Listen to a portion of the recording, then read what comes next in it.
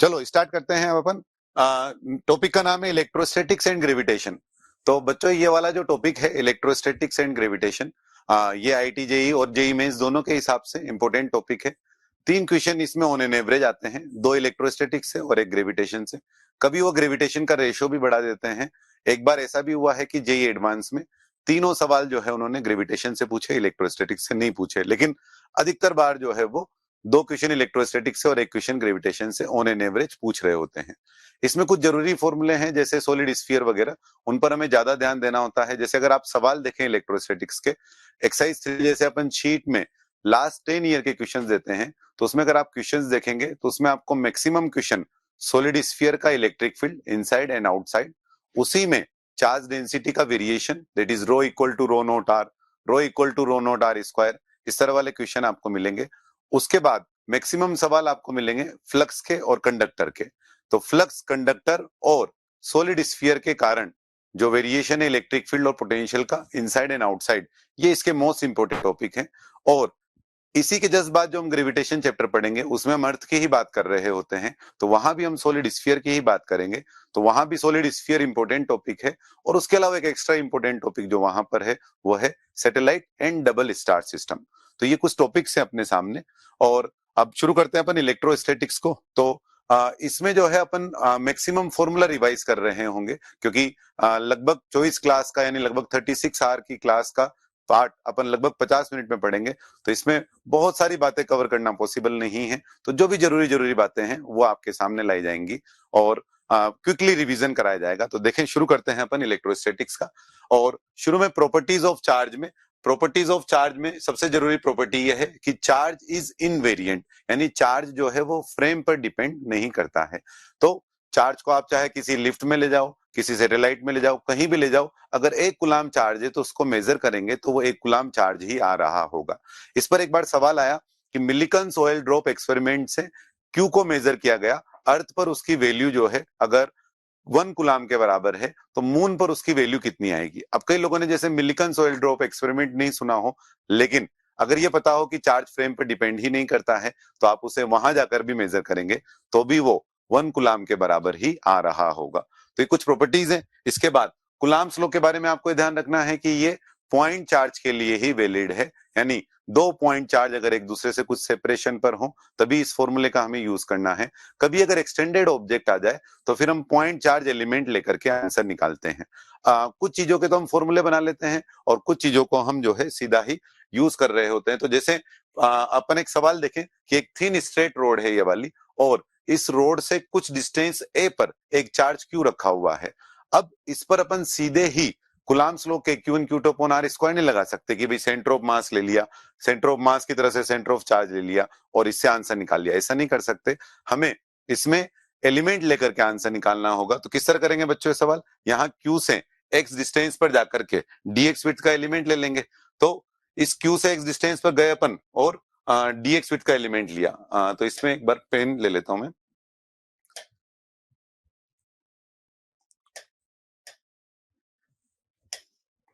तो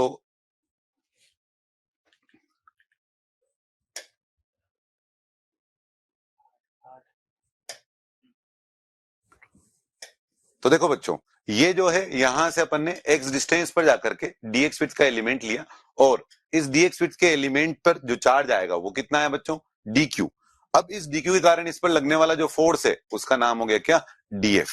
अब हमने क्या किया, पॉइंट चार्ज ही एलिमेंट लिया और उसके लिए आंसर निकाला। अब अगर अपन डीएफ की वैल्यू लिखें तो डीएफ कितना लिखेंगे, डीएफ बराबर क्यू, ये तो पॉइंट चार्ज है और इसके कारण यहां पर इलेक्ट्रिक फील्ड वो कितना बनेगा, वो बनेगा के डी क्यू अपॉन स्क्वायर। अब ये जो डिस्टेंस बनी है यहाँ पर ये लिए अपन ने एक्स स्क्वायर। अब टोटल निकालने के लिए इंटीग्रेशन करें तो आप यहां से देख सकते हैं कि ये जो इंटीग्रेशन के बाद आंसर बनेगा वो सेंटर ऑफ चार्ज वाला नहीं बन रहा होगा। तो इस क्वेश्चन का उद्देश्य ये बताना है कि कुलाम्स लॉ जब आप लगाएं तो पॉइंट चार्ज के लिए ही लगाएं। अब इसमें आप लिमिट ले लेंगे, कहां से कहां, ए से लेकर के ए प्लस एल तक। तो इससे जो आंसर बना के क्यू क्यू अपॉन ए इंटू ए प्लस एल, अगर आप इसमें सेंटर ऑफ चार्ज लेते तो यहाँ आता L/2 और वो A प्लस L/2 का स्क्वायर बनता, जो यहाँ नहीं बन रहा है। तो centre of charge centre of mass की तरह तब ले रहे होते हैं अपन जब एक बॉडी दूसरे के मुकाबले काफी बड़ी हो, जैसे अर्थ और पॉइंट मास के लिए अपन ले रहे होते हैं। तो पॉइंट चार्ज के लिए ही अपन को कुलाम्ब्स लॉ का यूज करना है। इसके बाद दो पॉइंट चार्ज का एसएचएम का पॉपुलर क्वेश्चन है ये कि दो पॉइंट चार्ज एक दूसरे से 2L सेपरेशन पर रखे हुए हैं और एक तीसरा पॉइंट चार्ज Q जो है वो अपन ने यहां पर रखा। अभी जो तीसरा पॉइंट चार्ज है वो भी मिडिल वाली पोजीशन पर है, इस कारण से इस पर लगने वाला नेट फोर्स 0 है।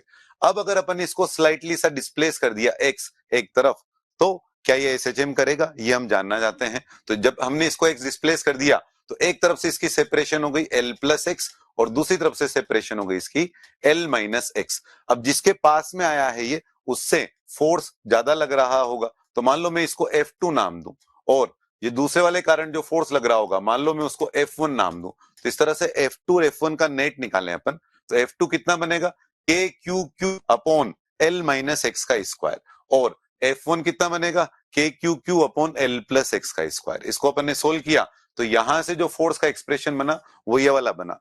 इसको देख करके अभी हम सिर्फ इतना बोल सकते हैं कि इसका मोशन ऑसिलेटरी मोशन होगा, क्योंकि x ऊपर है तो x स्क्वायर नीचे भी है।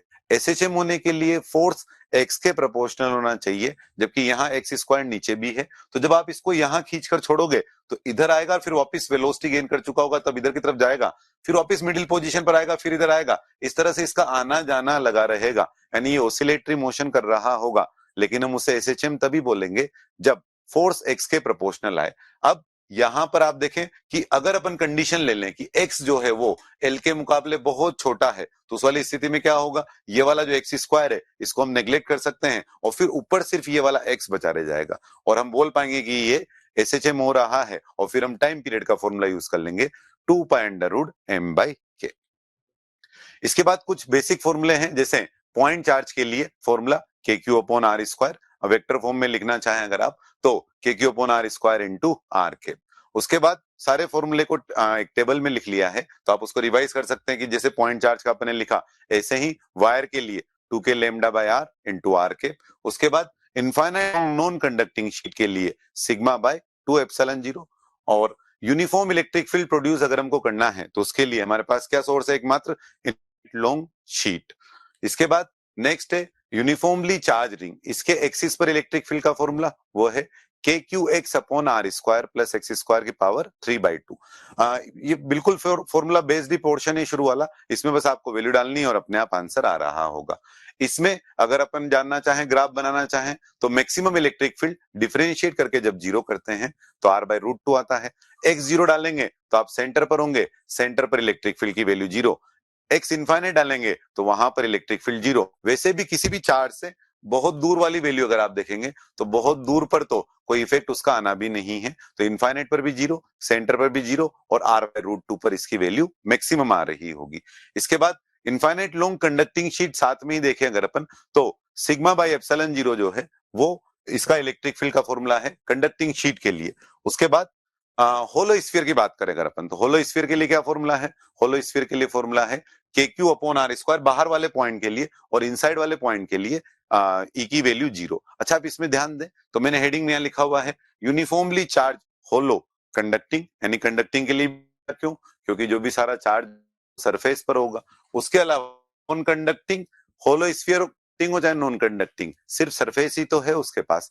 और सॉलिड कंडक्टिंग, सॉलिड कंडक्टिंग में क्या होगा कि जो भी चार्ज है वो सारा सरफेस पर आ जाएगा, तो मास वाइज वो सॉलिड हो लेकिन चार्ज वाइज तो सारा चार्ज उसका सरफेस पर ही है। तो तीनों के लिए ये एक ही फॉर्मूला, क्या बाहर के लिए उठा करके सेंटर पे पॉइंट चार्ज की तरह रख देंगे और अंदर के लिए ई की जो वैल्यू है वो क्या आएगी, 0 आएगी। सबसे पॉपुलर है इस चैप्टर में hollow sphere and solid sphere. तो नेक्स्ट अपन सॉलिड स्फीयर देखते हैं। तो सॉलिड स्फीयर के लिए uniformly charge non conducting solid sphere, uniformly charge लिखा हुआ है इसलिए चार्ज डिस्ट्रीब्यूशन इस पर एक जैसा है सभी जगह पर।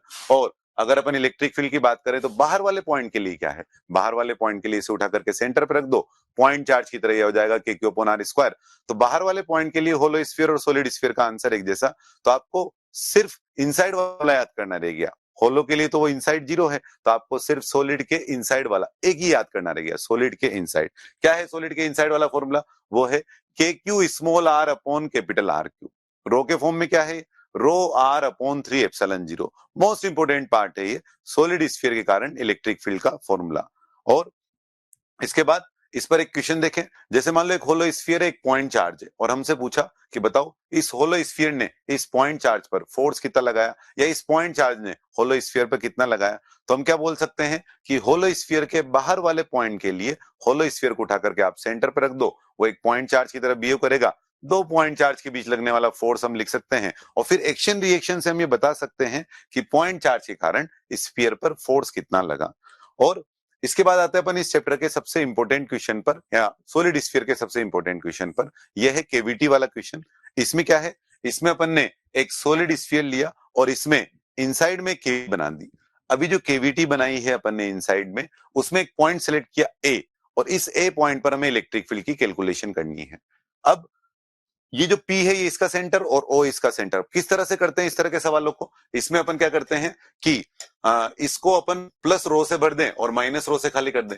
तो ये अपन ने ये वाला पोर्शन प्लस रो से भर दिया और साथ में इसी को माइनस रो से खाली कर दिया। तो ये माइनस रो, ये प्लस रो। इससे क्या हुआ, अब अपने पास दो सॉलिड स्फीयर है। अब जो दो सॉलिड स्फीयर है उनके कारण अगर निकालना है किस पॉइंट पर, पॉइंट ए पर, तो कैसे लिखेंगे, एक तो इलेक्ट्रिक फील्ड रो के कारण और एक इलेक्ट्रिक फील्ड जो है वो माइनस रो के कारण। अब रो के कारण इलेक्ट्रिक फील्ड कितना बनेगा, रो आर वेक्टर अपॉन 3 एप्सिलॉन 0। तो रो आर वेक्टर कितना बना, रो ओ आर वेक्टर कितना बनेगा पॉइंट ए के लिए, ओ ए वेक्टर है ना। तो इसके लिए क्या बन जाएगा, रो ओ ए वेक्टर अपॉन 3 एप्सिलॉन 0, यहां लिख दिया मैंने पहले से ही। और माइनस रो के लिए कितना बनेगा, इसका सेंटर है पी, तो रो और आर वेक्टर कितना बन जाएगा, P A vector upon 3 epsilon 0, और इसका रो कितना है, माइनस रो। तो अभी दोनों वैल्यू डाल दिए अपन ने यार, रो और माइनस रो के टर्म में। बच्चों रो अपॉन 3 एप्सिलॉन 0 जो है वो कॉमन आ जाएगा। अब क्या बचा यहाँ पर, यहाँ बचा O A vector minus P A vector. अब इस माइनस को अगर अपन अंदर भेज दें तो पी ए वेक्टर किस में कन्वर्ट हो जाएगा, एपी वेक्टर में। तो ओ A vector plus AP vector, इसको अपन क्या बोल सकते हैं, ओपी वेक्टर। ये इस फॉर्मूले पे 3 बार सवाल आए हुए हैं केवीटी वाले पर। तो आंसर जो आया है रो ओपी वेक्टर अपॉन 3 एप्सिलॉन 0, रो ओपी वेक्टर अपॉन 3 एप्सिलॉन 0 जो इसका आंसर आया है, ये हमें ध्यान भी रखना है। अच्छा, इस फॉर्मूले की क्या विशेषता है, इस फॉर्मूले की विशेषता है कि जिस पॉइंट ए पर हम आंसर निकाल रहे थे वो पॉइंट ए तो पिक्चर में ही नहीं आया। इसका मतलब ये दोनों सेंटर के बीच की डिस्टेंस पर डिपेंड कर रहा है केवल। और अगर आप पॉइंट ए यहां चुनोगे, पॉइंट ए यहां चुनोगे, तो इन दोनों सेंटर के बीच की डिस्टेंस तो चेंज नहीं होगी। यानी जो इलेक्ट्रिक फील्ड आया है वो मैग्नीट्यूड में भी कांस्टेंट है और डायरेक्शन में भी कांस्टेंट है। तो आंसर याद रखना है अपने को, रो ओपी वेक्टर का मतलब क्या हो गया, दोनों सेंटर के बीच की डिस्टेंस। आप इसको ऐसे भी ध्यान रख सकते हैं, रो C1 C2 vector upon 3 epsilon 0। Last 10 year के क्वेश्चन देखेंगे तो 3 बार आपको ये वाला क्वेश्चन मिलेगा।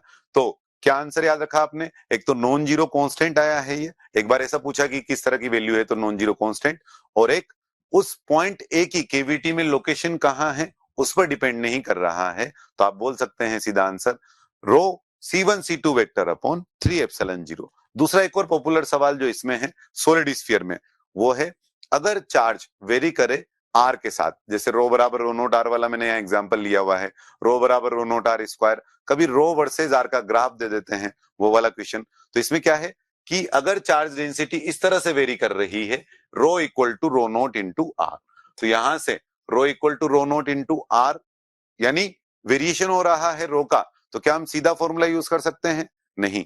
तो हमें क्या करना पड़ेगा, हमें इसको डिराइव करना पड़ेगा। तो जो सॉलिड स्फीयर का डेरिवेशन है वो काम आएगा। तो आप सॉलिड स्फीयर का जो डेरिवेशन है वो जरूर से ध्यान रखें। अब किस तरह से करेंगे इसमें अपन आंसर कैसे निकालेंगे, तो सबसे पहले मान लो अपन इनसाइड वाले पॉइंट पर आंसर निकाल रहे हैं। तो इनसाइड वाले पॉइंट पर आंसर निकाल रहे हैं, नहीं इस वाले पॉइंट पी पर आंसर निकाल रहे हैं। तो हमने एलिमेंट लिया, एलिमेंट क्या ले लिया, होलो स्फीयर। क्यों लिया होलो स्फीयर अपन ने एलिमेंट, क्योंकि सेम आर पर अगर आर सेम रखें, जैसे आर को रखे अपन r/2, कैपिटल R/2, तो रो उस पूरे r/2 पर एक जैसा ही आ रहा होगा। इसलिए अपन ने जो एलिमेंट लिया है वो होलो स्फीयर लिया है। तो इस होलो स्फीयर कारण पी पॉइंट पर हमको इलेक्ट्रिक फील्ड लिखना है। अब एलिमेंट कितने तरह के लेंगे अपन, दो तरह के।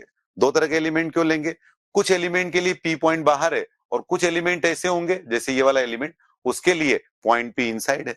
अब जिन एलिमेंट के लिए पॉइंट पी इनसाइड है उनके कारण तो वैल्यू 0 आएगी। तो इस कारण से अपन ने दो तरह के एलिमेंट लिए। अब उन दोनों कारण डी लिखें, जो 0 से लेकर स्मॉल आर जहां आंसर निकालना है, और स्मॉल आर से कैपिटल आर तक। इसमें से ये जो सेकंड वाली टर्म है वो 0 हो जाएगी। अब जो फर्स्ट वाली टर्म है उसके लिए पॉइंट पी बाहर है, तो क्या इस होलो स्फीयर को उठा करके हम सेंटर पे रख सकते हैं? तो इसको उठा के अपन ने सेंटर पे रख दिया, तो ये बन गया point charge k d q upon r square, 0 से लेकर आर तक इंटीग्रेट कर दिया। अब डीक्यू की वैल्यू डालें, क्या बनेगी डीक्यू की वैल्यू? वो है होलो स्फीयर पे चार्ज यानी rho into 4πx² into dx। अब जो भी रो का फंक्शन है वो डाल देंगे यहाँ पर अपन, तो रो का फंक्शन है रो नोट एक्स, तो यहां डाल दिया अपने रो नोट एक्स, और अब एक्स की लिमिट लगा दी, तो इससे अपने को ई का वैल्यू पता लग गया, कहां के लिए? इनसाइड वाले पॉइंट के लिए। अब अगर अपने को आउटसाइड वाले पॉइंट पर आंसर निकालना है तो फिर से एलिमेंट लेंगे, और बाहर वाले पॉइंट पर आंसर निकालना तो इस बार सारे एलिमेंट एक ही तरह के बनेंगे, क्योंकि हर एक एलिमेंट के लिए ये पॉइंट बाहर है। तो इस होलो स्फीयर को उठा करके हमने सेंटर पर रख दिया, और यहां से आर डिस्टेंस पर डी लिखें तो बन गया k d q upon r square. अभी जो आर स्क्वायर है वो इंटीग्रेशन के बाहर आ जाएगा, यहां बचा रह गया इंटीग्रल डी क्यू।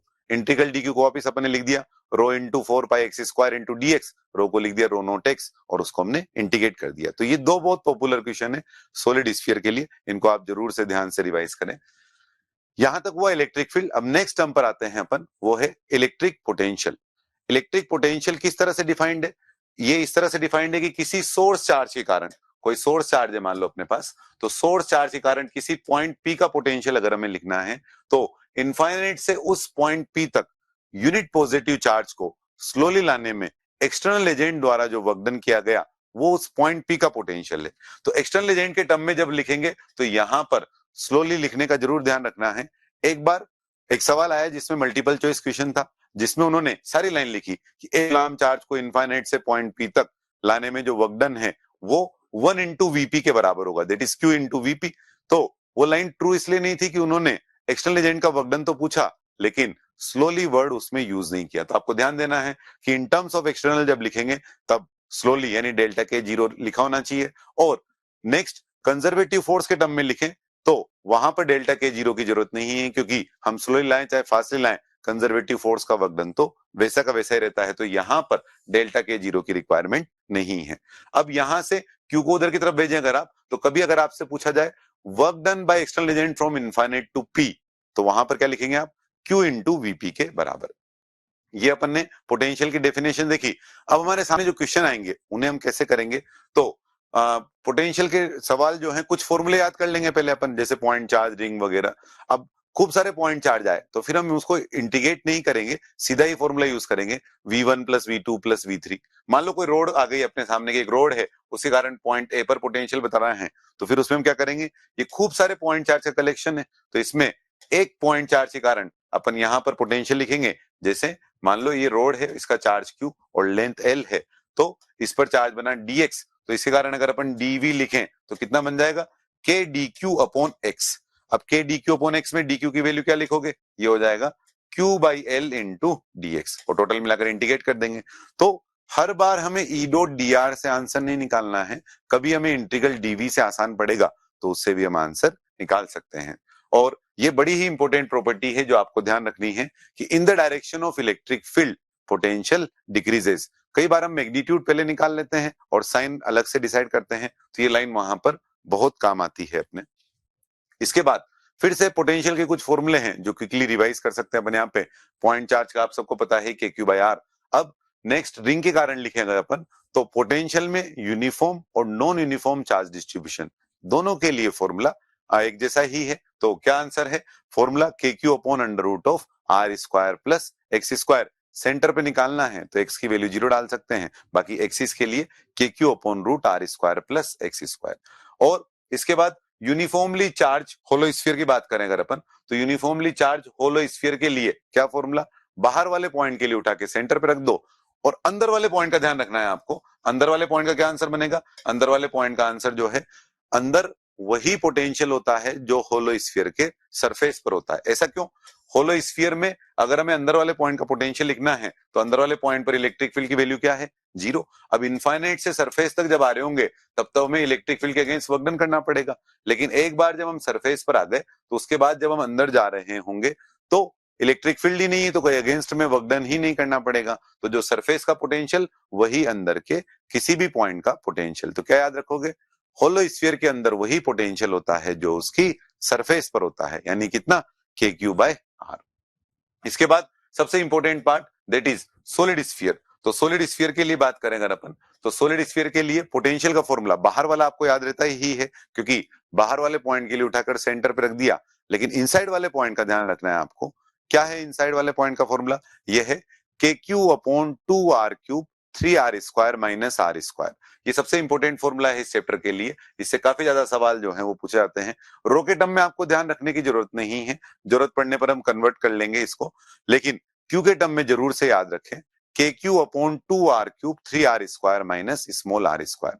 अब अगर अपने को सरफेस पर आंसर निकालना है तो सरफेस पर R=R डालेंगे तो KQ/R आ जाएगा, इसलिए अपन ने इक्वालिटी यहां पर भी लगाई है। और अगर अपन ने इक्वालिटी दोनों जगह लगाई है, अगर अपन ग्रेटर देन वाले पॉइंट की बात करें तो वहां भी इक्वालिटी, और लेस देन वाले पॉइंट की बात करें तो वहां भी इक्वालिटी, क्योंकि R=R डालने पर दोनों जगह एक जैसा ही वैल्यू आएगा। सॉलिड स्फीयर कारण मैक्सिमम पोटेंशियल कहां का होगा? वो सेंटर का होगा। सेंटर का क्यों? क्योंकि सॉलिड स्फीयर कारण जो इलेक्ट्रिक फील्ड है वो रेडियली आउटवर्ड है, यहां भी ऐसे बाहर की तरफ, यहां भी ऐसे बाहर की तरफ, तो इनफाइनाइट से सरफेस तक आने में भी वर्क डन करना पड़ेगा और सरफेस से सेंटर तक भी आने में वर्क डन करना पड़ेगा। तो पॉजिटिव चार्ज है अगर, तो सॉलिड स्फीयर कारण मैक्सिमम पोटेंशियल सेंटर का आया, और वो कितना आया? वो है 3/2 KQ/R। सरफेस के मुकाबले कितना गुना है ये 3/2 टाइम्स है ना। इसके बाद इनफाइनाइटली लाइन चार्ज के लिए पोटेंशियल हम डिफाइन नहीं करते हैं, पोटेंशियल डिफरेंस डिफाइन करते हैं, तो वो भी आगे आ जाएगा अपने पास फॉर्मूला। पोटेंशियल क्यों नहीं डिफाइन करते हैं अपन इनफाइनाइट चार्ज के लिए? अगर आप E.dr से आंसर निकालें तो 2k λ/r से वैल्यू लिखे अगर आप, तो 2k λ/r इंटू dr। अब यहां पर जब आप r की लिमिट डालोगे तो इनफाइनाइट से किसी पॉइंट P पर आओगे, तो इनफाइनाइट से यहाँ r तक की लिमिट लगाएंगे तो लोगरिथमिक ऑफ इनफाइनाइट बनेगा जो डिफाइंड नहीं है, इसलिए अपन ने इनफाइनाइट लॉन्ग शीट और इनफाइनाइट लॉन्ग वायर के लिए किसी पॉइंट का पोटेंशियल नहीं डिफाइन किया, पोटेंशियल डिफरेंस डिफाइन किया। इसके बाद इनफाइनाइट लॉन्ग कंडक्टिंग शीट के लिए भी हमने देख लिया कि हमने पोटेंशियल डिफरेंस डिफाइन कर रखा है। और कैसे निकालेंगे अपन पोटेंशियल डिफरेंस? पोटेंशियल डिफरेंस निकालना अगर अपने को, तो इलेक्ट्रिक फील्ड की वैल्यू क्या? σ/2ε0। ये यूनिफॉर्म है, इसलिए अपन इसको लिख सकते हैं ΔV/d, और d को उधर भेज देंगे तो डेल्टा v का जो मैग्नीट्यूड है वो आ गया अपने पास कितना? σ/2ε0 इंटू d।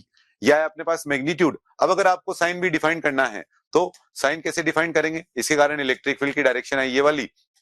अब ये है पॉइंट ए और ये है पॉइंट बी। मान लो आपको आंसर निकालना है VB माइनस VA, तो in the direction of potential decreases, तो ए और बी में से किसका पोटेंशियल ज्यादा होगा? ए का पोटेंशियल ज्यादा होगा। क्यों? क्योंकि in the direction of electric field potential decreases, तो VA माइनस VB कैसी क्वांटिटी आएगी? पॉजिटिव, तो इसके आगे प्लस लगा देंगे। और VB माइनस VA कैसी क्वांटिटी आएगी? नेगेटिव, तो इसके आगे माइनस लगा देंगे। अब इसके बाद नेक्स्ट टर्म है इक्वी पोटेंशियल सरफेस। नाम से ही है इक्वी पोटेंशियल, यानी ऐसी सरफेस जिसके हर पॉइंट का पोटेंशियल सेम हो। तीन चीजों के लिए अपने कोर्स में डिफाइंड है। पॉइंट चार्ज, पॉइंट चार्ज के लिए इक्वी पोटेंशियल सरफेस क्या बनेगी? स्फेरिकल। क्यों? क्योंकि पॉइंट चार्ज के कारण सेम डिस्टेंस पर जो पोटेंशियल आएगा वो सेम आ रहा होगा। उसके बाद इनफाइनाइट लॉन्ग वायर के लिए कैसी बन रही होंगी? इनफाइनाइट लॉन्ग वायर के लिए सिलेंड्रिकल बन रही होंगी। और इनफाइनाइट लॉन्ग शीट के लिए कैसी बन रही होंगी? इनफाइनाइट लॉन्ग शीट के लिए जो इक्विपोटेंशियल सरफेस बनेगी वो parallel plane, plane parallel to the sheet, है ना। तो तीन इक्विपोटेंशियल सरफेस ध्यान रखनी है अपने को। कभी बनाने की जरूरत भी पड़े तो इलेक्ट्रिक फील्ड के परपेंडिकुलर वो सारे पॉइंट का लोकस जहां पर पोटेंशियल सेम होगा उसे हम इक्विपोटेंशियल सरफेस कहेंगे। इसके बाद नेक्स्ट टर्म है electrostatic potential energy. Potential energy का यूज क्या है? कुछ सवाल ऐसे जिनमें हम एनर्जी कंजर्वेशन से आंसर निकालना आते हैं, वहां हम पोटेंशियल एनर्जी के फॉर्मूले अगर हमको याद होंगे तो हम आसानी से आंसर निकाल पाएंगे। जैसे एक रिंग है और उस रिंग के कारण रिंग से किसी डिस्टेंस r पर कोई चार्ज रखा हुआ है, मान लो स्मॉल r पर, और इस चार्ज को जब हमने रिलीज कर दिया और जब ये 2r डिस्टेंस पर यहां से पहुंचेगा तब उसकी स्पीड क्या होगी ये हमको पता लगाना है। तो अगर अपन इसको फोर्स लिख करके करेंगे, किसी डिस्टेंस f पर फोर्स लिखें अगर अपन इस पर, तो फोर्स कैसे लिखेंगे? Q इंटू E, और E का फॉर्मूला क्या बनेगा? KQX/R² प्लस x² की पावर 3/2। ये फोर्स लिखा अपन ने, और जो फोर्स की वैल्यू है वो कितनी बनी? फोर्स की वैल्यू की बात करें अगर अपन तो फोर्स वेरिएबल बना है यहाँ पर। अभी जो वेरिएबल फोर्स बना है इसको हमें इंटीग्रेट करना पड़ेगा, लेकिन अगर अपन इसी को एनर्जी कंजर्वेशन से करते हैं तो सिर्फ K initial U initial equal to K final U final से काम चल जाएगा। तो इसलिए अपन इलेक्ट्रोस्टैटिक पोटेंशियल एनर्जी को पढ़ रहे हैं। तो इलेक्ट्रोस्टैटिक पोटेंशियल एनर्जी का फॉर्मूला क्या है? जो भी अपन ने पोटेंशियल का फॉर्मूला पढ़ा था ना, उसी में Q को अपन ले गए ऊपर की तरफ, यहां पर साथ में इधर की तरफ ले आए, तो इससे हमें इलेक्ट्रोस्टैटिक पोटेंशियल एनर्जी का फॉर्मूला पता लग गया। तो हमने पहले पोटेंशियल निकाल लिया, तो उससे हम इलेक्ट्रोस्टैटिक पोटेंशियल एनर्जी डिफाइन कर सकते हैं। तो कैसे याद रखोगे? U8P minus U8 infinite equal to Q into VP minus V infinite. ये हम किसके लिए लिख रहे हैं? ये हम लिख रहे हैं एक पॉइंट चार्ज के कारण, एक पॉइंट चार्ज का इलेक्ट्रोस्टैटिक पोटेंशियल एनर्जी बाकी सबके कारण। हेडिंग में देखें आप, electrostatic potential energy of a point charge, केवल एक का लिख रहे हैं, बाकी सबके कारण। सिस्टम का लिखना है अगर अपने को, तो उसके अगली स्लाइड पर फॉर्मूला देखेंगे अपन। तो U8P equal to Q into VP। Infinite का पोटेंशियल अपन रेफरेंस के लिए 0 लेते हैं। कभी हमसे ऐसा भी पूछ लेते हैं कि क्या किसी पॉइंट का पोटेंशियल रेफरेंस पर डिपेंड करता है? यस, क्योंकि हमने इनफाइनाइट का रेफरेंस 0 लिया है। कभी हमको इनफाइनाइट का पोटेंशियल 10 लेने को बोले तो फिर हमें 10 लेना पड़ेगा। तो इसलिए किसी पॉइंट का पोटेंशियल रेफरेंस पर डिपेंड करता है। पोटेंशियल डिफरेंस की बात करें अगर अपन, या पोटेंशियल जी का डिफरेंस की बात करें, तो वो रेफरेंस पर डिपेंड नहीं करेगा, क्योंकि वो दोनों जगह से इनफाइनाइट इनफाइनाइट कट जाएगा। अच्छा, इस बात का ध्यान रखें आप कि जो Q और V है उसको आप साइन के साथ लिखें। अब अगर आपको सिस्टम की पोटेंशियल एनर्जी लिखनी है तो कैसे लिखेंगे आप? तो उसके लिए 3 तरीके हैं आपके पास। पहला तरीका क्या है? पोटेंशियल एनर्जी एक एक करके चार्ज को लेकर के आए, W1 plus W2 plus W3, यानी पहला चार्ज लेकर के आए हम इनफाइनाइट से, तो वकडन जो किया वो लिखें। तो जैसे मान लो 3 पॉइंट चार्ज का सिस्टम है, 3 पॉइंट चार्ज है Q1 Q2 Q3, और वो हमने एक ट्राइंगल के कॉर्नर पे रख दिए। अब अगर हमको इसके इलेक्ट्रोस्टैटिक पोटेंशियल एनर्जी निकालनी है तो पहले हम इनफाइनाइट से पहला चार्ज लेकर के आए Q1, तो कितना वर्क करना पड़ेगा? 0, क्योंकि अभी अगेंस्ट में कोई नहीं है। फिर Q2 चार्ज लेकर के आए तो कितना वर्क करना पड़ेगा? वो वर्क हमको करना पड़ेगा, पहला वाला तो हुआ 0, दूसरा वाला कितना? Q2 इंटू, मान लो ये सारी सेपरेशन जो है वो R के बराबर है, तो ये सारी सेपरेशन अगर R है तो कितना लिख सकते हैं अपन? ऑलरेडी कौन प्रेजेंट है यहाँ पर? Q1, तो Q1 के कारण पोटेंशियल KQ1 बाय R। फिर तीसरा चार्ज लेकर के आए अपन Q3, के कारण कितना लिखेंगे? तो लिख रहे अपन Q इंटू VP, तो Q3 तो हो गया चार्ज, और पोटेंशियल कितना हो गया? पोटेंशियल ऑलरेडी जो प्रेजेंट है उनके कारण, यानी Q1 और Q2 के कारण कितना बनेगा? वो बना KQ1 R plus KQ2 bye R।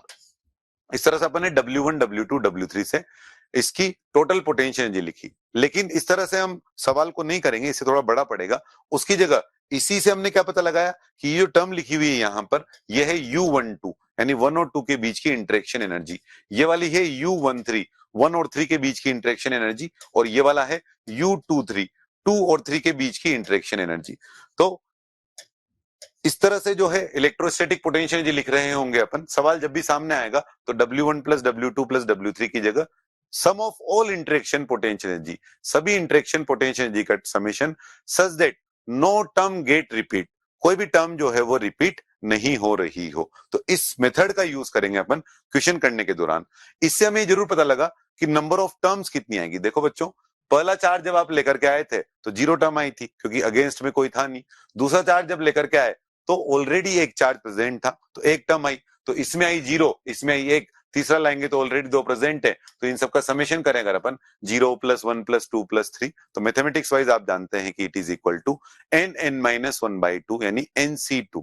तो हम जब भी ये वाला फॉर्मूला यूज करेंगे, sum of all interaction potential energy such that no term get repeat, तो हम क्रॉस चेक कर लेंगे कि नंबर ऑफ टर्म्स जो हमने लिखी है वो उतनी ही लिखी है ना जितनी रिक्वायर्ड है। जैसे 8 चार्ज का सिस्टम अगर है और क्यूब के कॉर्नर पे रखा हुआ है और हमें उसकी पोटेंशियल एनर्जी लिखनी है, तो हम पहले क्रॉस चेक कैसे कर सकते हैं? NC2 यानी 8C2, 8 इंटू 7/2, 56/2, यानी 28 टोटल टर्म्स आनी चाहिए। तो अगर थोड़ी कम ज्यादा आ रही होंगी तो इससे क्रॉस चेक हो जाएगा। तो ये मैक्सिमम समय हमारा इससे काम चल जाएगा। लेकिन जब ज्यादा चार्ज होते हैं, जैसे मान लो 8 चार्ज है, 12 चार्ज है, तब सिस्टम में कोई ना कोई सिमेट्री होना तय है, क्योंकि अगर सिमेट्री नहीं होगी तो उसके ऑप्शंस बहुत बड़े हो जाएंगे। तो उस वाली स्थिति में क्या फॉर्मूला यूज करेंगे? तो ये वाला फॉर्मूला तब हम यूज करेंगे N/2 इंटू U1। ये फॉर्मूला कब यूज करेंगे? जब सिस्टम सिमेट्रिकल हो। कौन सा फॉर्मूला? N/2 into U1। जैसे 8 चार्ज का सिस्टम है, क्यूब के कॉर्नर पर 8 आइडेंटिकल चार्ज रखे हुए हैं, तो क्या हम इस सिस्टम को सिमेट्रिकल बोल सकते हैं? यस। तो उसके लिए हम यूज करेंगे N/2 इंटू U1, यानी 8/2 into U1, that is 4U1। यहाँ U1 का मतलब क्या है? 1 की बाकी सबके कारण interaction potential energy, that is U12 13 14 15 16 17 and 18। तो 4 आगे आ गया, 8/2 से 4, और ये जो टर्म बनी 1 2 1 3 1 4 ये बनी 7, 4 into 7 total number of terms कितनी हो गई 28। तो मैक्सिमम टाइम अपना इससे काम चल जाएगा, sum of all interaction potential energy, maximum time. लेकिन कभी अगर सिस्टम सिमेट्रिकल हो तो इससे काम चला लेंगे अपन n/2 इंटू U1 से। इसमें आपको एक और बात ध्यान रखनी रहेगी, कभी अगर सिस्टम सिमेट्रिकल नहीं हो और फिर भी आपने सिमेट्री वाला फॉर्मूला यूज कर लिया तो दिक्कत हो जाएगी, क्योंकि वो तो सिमेट्री वाले के लिए ही है। तो इस कारण से जैसे मान लो ये डिस्टेंस जो है, जैसे यहाँ चार्ज Q1 Q2 Q3 दे रखा है और ये इक्विलेटरल ट्राइंगल है, तो क्या ये सिस्टम सिमेट्रिकल है? नहीं। क्यों नहीं है? क्योंकि Q1 मुझ बोलेगा कि मुझसे r डिस्टेंस पर Q2 और Q3 है, और Q2 बोलेगा मुझसे r डिस्टेंस पर Q1 और Q3 है। तो दोनों की कहानी आइडेंटिकली मैच नहीं कर रही है, इसलिए सिर्फ इक्विलेटरल ट्राइंगल होने से ये सिस्टम सिमेट्रिकल नहीं हो गया, है ना। तो कभी सिस्टम सिमेट्रिकल होने का डाउट आपको कि सिस्टम सिमेट्रिकल है या नहीं है, तो आप हमेशा ये यूज कर लें, sum of all interaction potential energy such that no term get repeat. तो ये लिखा अपन ने पोटेंशियल एनर्जी। अब दो जनों की सेल्फ एनर्जी हमें ध्यान रखनी रहेगी जो हमारे कोर्स का हिस्सा है, वो है एक होलो स्फीयर और एक है सॉलिड स्फीयर। तो होलो स्फीयर के लिए सेल्फ एनर्जी कितनी है? वो है kq² / 2r, या यूं बोल सकते हैं आप 0.5 kq² / r। और सॉलिड स्फीयर के लिए कितनी है? वो है 3/5 kq²/r, दैट इज 0.6 kq²/r। इसके मुकाबले थोड़ी सी एक्स्ट्रा क्यों आई, ज्यादा क्यों आई? जैसे 0.5 है, 0.6 है, तो हमने जब होलो स्फीयर को चार्ज किया तो होलो स्फीयर को चार्ज करने के दौरान हमें इनफाइनाइट से लेकर सरफेस तक ही चार्ज लाना पड़ा। लेकिन सॉलिड स्फीयर के दौरान हमें सरफेस तक लाने के बाद उसको अंदर भी ले जाना रहेगा, और अंदर ऑलरेडी जो चार्ज अगर प्रेजेंट है dq, जैसे दूसरा dq ला रहे हैं तो पहला dq प्रेजेंट है, तो उसके इलेक्ट्रिक फील्ड के अगेंस्ट हमको वर्क डन करना पड़ेगा। इस कारण से सॉलिड नॉन कंडक्टिंग स्फीयर के लिए आंसर आपको याद रखना रहेगा 0.6 kq²/r। इस बात का भी आपको ध्यान रखना रहेगा कि सॉलिड स्फीयर अगर है लेकिन कंडक्टिंग है तो उस वाले केस में जो आंसर है वो ये वाला हो जाएगा। ऐसा क्यों? क्योंकि सॉलिड स्फीयर कंडक्टिंग है तो मटेरियल वाइज तो वो सॉलिड है, लेकिन चार्ज वाइज उसका सारा चार्ज कहां पर होगा? सरफेस पर। इसलिए ध्यान रखना, कंडक्टिंग सॉलिड है या non conducting solid. Conducting solid सारा चार्ज सरफेस पर, होलो वाला आंसर। नॉन कंडक्टिंग सॉलिड तो वाला आंसर जो है वो 0.6 kq²/r। एनर्जी डेंसिटी अपने डिफाइंड तो नहीं है, पर एक बार इसका डायमेंशन पूछा हुआ है इसलिए आप फॉर्मूला ध्यान रखें। हालांकि इलेक्ट्रोमैग्नेटिक वेव में जेई मेंस में डिफाइंड है, तो उसका अभी थोड़ी देर पहले रिवीजन में आपने फॉर्मूला देखा। एनर्जी डेंसिटी का फॉर्मूला है ½ ε0 E²। ये है du/dv। तो अगर आपको du निकालना है तो dv को दूसरी तरफ भेज करके आप इंटीग्रेट करके आंसर निकाल सकते हैं। एनर्जी डेंसिटी, एनर्जी पर unit volume, mass density, mass पर unit volume, charge density, charge पर यूनिट वॉल्यूम। तो ऐसे ही energy density that is du/dv। तो ये आपके सामने फॉर्मूला है du/dv का। तो कभी अगर आपसे u पूछे तो dv को इधर की तरफ भेज दो और उससे du को इंटीग्रेट करके आप आंसर निकाल सकते हैं। इसके बाद इलेक्ट्रिक डायपोल की बात करें, डायपोल का मतलब दो इक्वल मैग्नीट्यूड के चार्ज जिनका साइन अपोजिट हो, एक दूसरे से कुछ सेपरेशन पर रखे हो, तो उसे हम डायपोल कहते हैं। तो डायपोल के कारण अगर अपन फॉर्मूला की बात करें तो सबसे पहले एक्सिस की बात करें तो डायपोल के कारण यहां पर या यहां पर इलेक्ट्रिक फील्ड का फॉर्मूला क्या आएगा? For the condition greater than L। Axis के लिए फॉर्मूला है 2kp/r³, और उसकी जो डायरेक्शन है इलेक्ट्रिक फील्ड की वो p की डायरेक्शन में ही आएगी। इक्वेटोरियल पोजीशन की बात करें अगर अपन, तो इक्वेटोरियल पोजीशन पर ई की जो डायरेक्शन है वो पी के अपोजिट आएगी, और वैल्यू कितनी बनेगी? kp/r³। ये जब हम डायपोल का फॉर्मूला यूज कर रहे हैं तो उसके साथ कुछ कंडीशन है क्या? Yes, r greater than L होना चाहिए। जनरल r कोमा थीटा की बात करें अगर अपन, तो जनरल r कोमा थीटा के लिए क्या फॉर्मूला बनेगा? Magnitude kp/r³ √1 + 3 cos² theta. और जो डायरेक्शन आएगी उसकी, वो डायरेक्शन कैसे निकालेंगे आप? जैसे इस वाले पॉइंट पर आंसर निकाल रहे हैं तो p के दो कंपोनेंट कर लिए अपन ने, एक कर लिया p cos थीटा और दूसरा कंपोनेंट जो है वो कर लिया अपन ने p sin थीटा। अब p cos थीटा के लिए डायरेक्शन इधर की तरफ आएगी इलेक्ट्रिक फील्ड की 2kp/r³, 2kp cos थीटा/r³, और p sin थीटा के लिए डायरेक्शन इधर की तरफ आएगी k p sin थीटा/r³। उन दोनों का मिलाकर के जो नेट है वो इधर की तरफ आएगा, और ये जो नेट एंगल बना रहा है अल्फा, तो tan अल्फा की वैल्यू लिखे अगर अपन, तो tan अल्फा बराबर क्या बनेगा? This E2/E1 that is tan थीटा/2।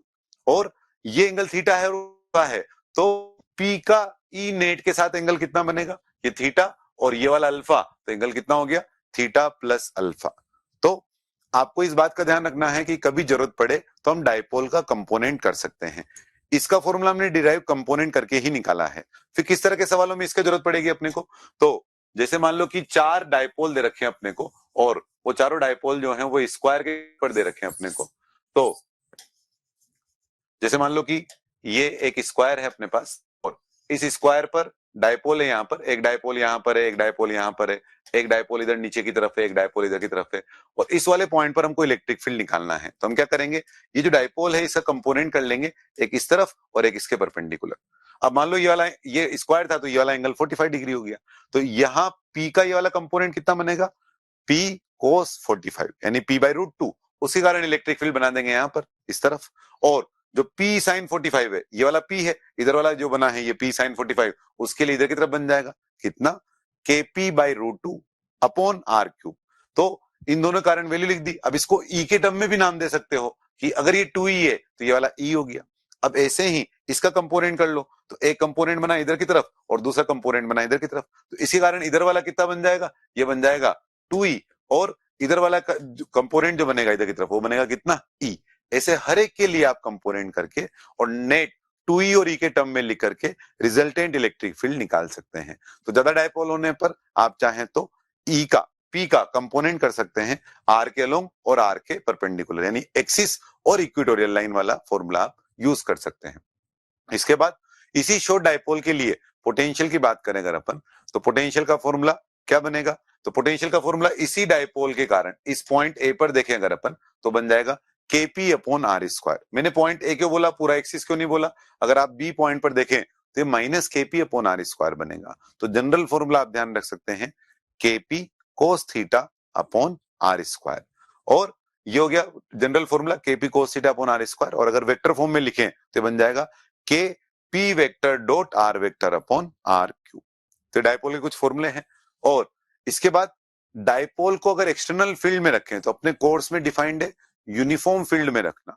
तो यूनिफॉर्म फील्ड वाला फॉर्मूला क्या है, tau vector equal to P cross E, और अगर आप इसे बगैर वेक्टर के लिखें तो क्या बन जाएगा, टो बराबर P into E into sine theta, जहां थीटा P और E के बीच का एंगल है।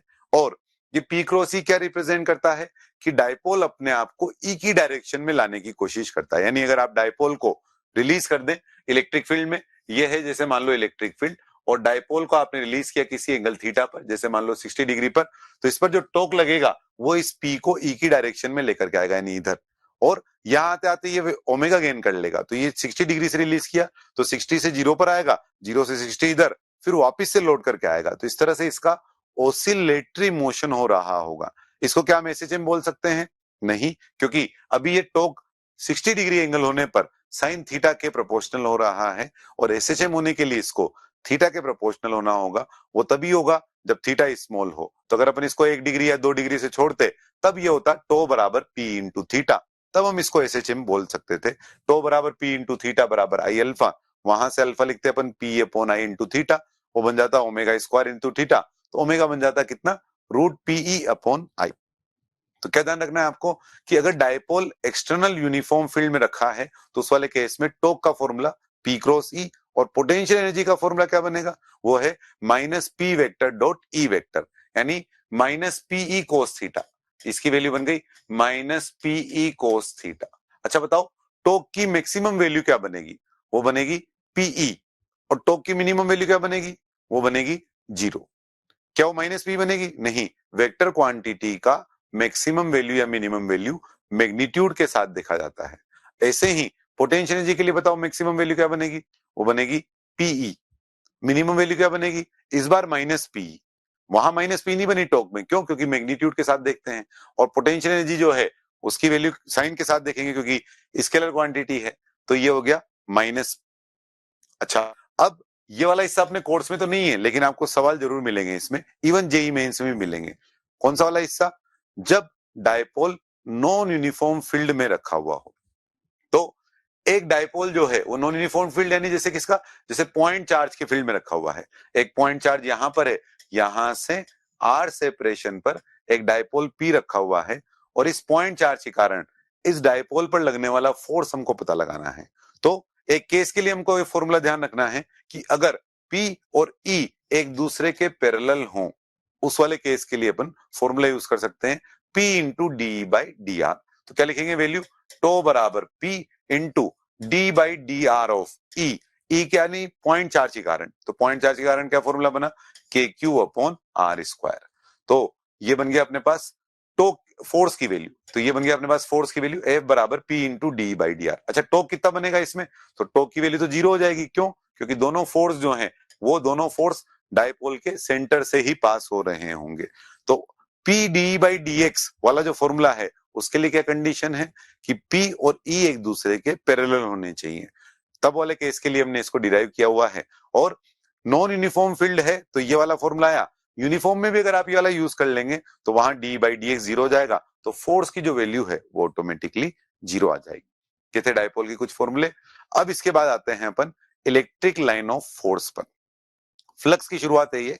तो इलेक्ट्रिक लाइन ऑफ फोर्स हमने कैसे डिफाइन किया हुआ है कि इलेक्ट्रिक लाइन ऑफ फोर्स का यूज क्या है कि किसी भी इलेक्ट्रिक लाइन ऑफ फोर्स के किसी पॉइंट पर अगर अपन टेंजेंट खींचें, तो टेंजेंट खींचने पर क्या होगा, टेंजेंट खींचे अगर अपन इस पर, तो ये जो टेंजेंट खींची है अपन ने, ये इस पॉइंट पर इलेक्ट्रिक फील्ड की डायरेक्शन को रिप्रेजेंट करेगा। ये है ELOF का डायरेक्शन वाला पार्ट, क्या कि ELOF के किसी पॉइंट पर खींची गई टेंजेंट उस पॉइंट पर इलेक्ट्रिक फील्ड की डायरेक्शन को रिप्रेजेंट करेगा।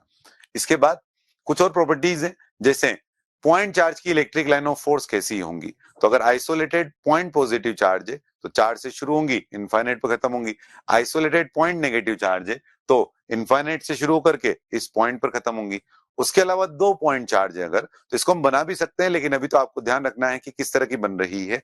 तो प्लस से लाइनें निकल रही होती हैं और माइनस पर जाकर के एंड हो रही होती हैं, तो प्लस से लाइनें निकालनी है अपने को और माइनस पर आकर के हमको उसको एंड करना है। तो यहाँ प्लस से लाइनें निकली इसे और ये माइनस पर आकर के एंड हुई, इस तरह से ये प्लस क्यू माइनस क्यू, और दोनों अगर प्लस प्लस हैं तो उस वाली स्थिति में क्या होगा, इस प्लस के कारण भी रिपल्शन और इसी कारण भी रिपल्शन, तो जो लाइन सीधे जाती ना वो थोड़ी उधर की तरफ बेंड हो जाएगी। तो अवे, इससे अवे बीच में हमने जो लाइन खींची है ये वाली, इस लाइन पर यहां पर इलेक्ट्रिक फील्ड कितना आएगा बीचों बीच वाले पॉइंट पर, जीरो, और यहां पर किधर की तरफ आएगा, सीधा ऊपर की तरफ। इसका मतलब ये लाइन काटकर इधर की तरफ नहीं जा सकती, इसलिए अपन ने लाइन इस तरह से बनाई है ताकि जो है ये इस पर टेंजेंट बने। यहां से जो लाइन बनाई है ये बीच वाली लाइन जो है वो क्या बनेगी, एसिम्पटोट, यानी टेंजेंट एट इंफिनिटी। ये कुछ लाइन ऑफ फोर्स थी। अब कुछ प्रॉपर्टी और है, जैसे दो लाइन ऑफ फोर्स कभी भी एक दूसरे को कट नहीं कर सकती, क्योंकि हमने जो electric field line of force की डायरेक्शन दिखा रहे हैं वो रिजल्टेंट इलेक्ट्रिक फील्ड की दिखा रहे हैं। अब अगर वो कट कर गई तो फिर क्या होगा, कट करने की स्थिति में यहां पर अगर अपन खींचे तो जो टेंजेंट है वो दो टेंजेंट, एक इधर की तरफ और एक इधर की तरफ, लेकिन एक पॉइंट पर रिजल्टेंट इलेक्ट्रिक फील्ड तो एक ही डायरेक्शन में आएगा, यानी या तो ये रेड वाला आ रहा होगा या ग्रीन वाला आ रहा होगा। इसका मतलब दो लाइन ऑफ फोर्स कभी भी एक दूसरे को इंटरसेक्ट नहीं कर रही होंगी। उसके बाद इलेक्ट्रिक लाइन ऑफ फोर्स जो है वो कभी भी क्लोज लूप नहीं बनाती स्टैटिक चार्ज की। चार्ज अगर रेस्ट पर है और उसकी लाइन ऑफ बनाए तो क्लोज लूप नहीं बनाती। क्यों नहीं बनाती, क्योंकि अगर क्लोज लूप बना दिया तो उस क्लोज लूप में अगर अपन एक जगह से दूसरी जगह पर जा रहे हैं, मान लो कि electric line of force close loop बना दिया है, अब अगर अपन क्या करें, इसी लाइन ऑफ फोर्स के अलोंग अलोंग एक पूरा राउंड काटे अगर अपन, तो हर वक्त फोर्स की डायरेक्शन टेंजेंशियल, हर वक्त डिस्प्लेसमेंट की डायरेक्शन टेंजेंशियल, तो इसका मतलब हर वक्त डीडब्ल्यू जुड़ता जाएगा और एक राउंड में टोटल मिलाकर के वर्क डन जीरो ही नहीं होगा। जबकि कंजर्वेटिव फोर्स का वर्क डन सिर्फ इनिशियल पॉइंट और फाइनल पॉइंट पर डिपेंड करता है। अगर अपन उसी इनिशियल पॉइंट से लोड करके उसी फाइनल पॉइंट पर आए तो वर्क डन की जो वैल्यू है वो जीरो आनी चाहिए, जबकि इस वाले केस में नहीं आ रही। इसका मतलब स्टैटिक चार्ज की लाइन ऑफ फोर्स कभी भी क्लोज लूप नहीं बनाती। अगर चार्ज एक्सेलरेटेड होगा, जैसे अपन ईएमआई में आपने देखा, तो वहां पर जो है ईएमआई वाले केस में टाइम वेरिंग मैग्नेटिक फील्ड से जो इंड्यूस इलेक्ट्रिक फील्ड आया, वहां जरूर लाइन ऑफ फोर्स जो है वो क्लोज लूप बना सकती है, लेकिन वो नॉन कंजर्वेटिव फील्ड होता है। उसके बाद इलेक्ट्रिक फील्ड का आपने बात कर लिया कि डायरेक्शन कैसे रिप्रेजेंट करेंगे, टेंजेंट बना करके। अब मैग्नीट्यूड कैसे रिप्रेजेंट करेंगे, तो मैग्नीट्यूड कैसे रिप्रेजेंट करते हैं, the number of lines per unit area, number of line per unit area field के मैग्नीट्यूड को रिप्रेजेंट कर रहा होता है, number of line per unit area. उसके बाद जो नंबर ऑफ लाइन हम बना रहे होते हैं वो चार्ज के प्रोपोर्शनल में बनानी है अपने को। चार्ज के प्रोपोर्शनल में बनाने का मतलब क्या है, जैसे यहाँ पर चार्ज है 3Q और यहाँ पर चार्ज है मान लो -Q, तो 3Q से अगर आपने 6 लाइन निकाली तो उन 6 में से यहाँ पर 2 ही आकर एंड होंगी, बची हुई जो लाइनें हैं, जितनी भी जो लाइन बची, कितनी, मान लो 6 निकाल रहे हो, 2 एंड कर दिया आपने, तो बची हुई जो 4 लाइनें हैं वो इनफाइनाइट की तरफ जा रही होंगी। तो क्या कहना जा रहे हैं अपन कि नंबर ऑफ लाइंस जो है वो चार्ज के मैग्नीट्यूड के प्रोपोर्शनल होता है। और नेक्स्ट प्रॉपर्टी कंडक्टर वाली ही अपन ने यहाँ लिख दी है, ऑलरेडी आप कंडक्टर पढ़ चुके हैं तो ये प्रॉपर्टी समझ जाएंगे क्या, कि इलेक्ट्रिक लाइन ऑफ फोर्स कभी भी कंडक्टर के अंदर एंटर नहीं करता, क्योंकि कंडक्टर के अंदर रिजल्टेंट इलेक्ट्रिक फील्ड 0 होता है। और कंडक्टर की सरफेस पर जो इलेक्ट्रिक लाइन ऑफ फोर्स बनाएंगे अगर आप कंडक्टर की सरफेस पर, तो किस तरह की बन रही होंगी लाइन ऑफ फोर्स, सरफेस के परपेंडिकुलर, सरफेस के परपेंडिकुलर। तो ये कुछ प्रॉपर्टी है ELOF वाली। नेक्स्ट हम की बात करते हैं अपन फ्लक्स। तो फ्लक्स किस तरह से डिफाइन करते हैं अपन, तो फ्लक्स के लिए अगर कोई छोटा सा एरिया है मान लो ये, और E और DS के बीच का जो है एंगल कुछ थीटा या फाई है मान लो, तो ये एंगल अगर थीटा है तो फ्लक्स है E into DA into cos theta, d phi बराबर E vector dot DA vector. E अगर कांस्टेंट है तो इंटीग्रेशन के बाहर आ जाएगा और ये बन जाएगा E vector dot A vector. और अगर E वेरिएबल है तो उस स्थिति में क्या करना पड़ेगा अपने को, हमें उस तरह का डीए वाला एलिमेंट लेना पड़ेगा जहां पर हम ई की वैल्यू को सेम ले सकें और फिर हमें उसे इंटीग्रेट करना रहेगा।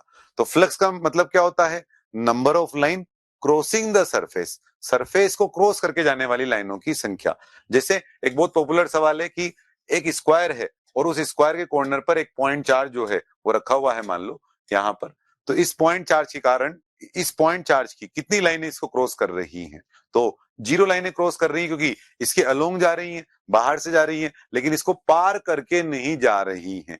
मान लो इस चार्ज को हल्का सा ऊपर रखूं मैं, एक स्क्वायर के कॉर्नर से हल्का सा ऊपर, तब इसको पार करके जा रही होंगी। तो इलेक्ट्रिक फ्लक्स का मतलब क्या है, number of line crossing the surface, surface को क्रॉस करके जाने वाली लाइनों की संख्या। अब एक बहुत ही पॉपुलर सवाल है कि एक रिंग या डिस्क जो है उसके एक्सिस पर अगर कोई चार्ज रखा हुआ है तो उसके कारण फ्लक्स कितना होगा। अब देखो इस पॉइंट चार्ज के कारण यहाँ का जो इलेक्ट्रिक फील्ड है, किसी डिस्टेंस की बात करें अगर अपन, तो यहाँ का जो इलेक्ट्रिक फील्ड है और यहाँ का जो इलेक्ट्रिक फील्ड है वो अलग अलग आएगा। तो फिर हमें क्या करना पड़ेगा, हमें एलिमेंट लेना पड़ेगा। तो सेंटर से एक्स डिस्टेंस पर जाकर के डीएक्स विड्थ का हमने एक रिंग ले लिया, उस पर हमने ईडीएस कोस थीटा लिखा और इसको इंटीग्रेट किया। तो हमें इसका फाइनल आंसर जरूर ध्यान रखना है कि इस पॉइंट चार्ज के कारण इसमें से जाने वाला फ्लक्स कितना होगा। तो वैसे तो Q/2 epsilon 0 into 1 minus L upon under root L square plus R square लिखा है, लेकिन अपन इसको ऐसे ध्यान रख सकते हैं Q/2 epsilon 0 into 1 minus cos theta, जहां थीटा इस एंड पॉइंट को ज्वाइन करके बनाया गया एंगल है। कोस थीटा कितना बन जाएगा यहां से बच्चों, L upon under root of L square plus R square.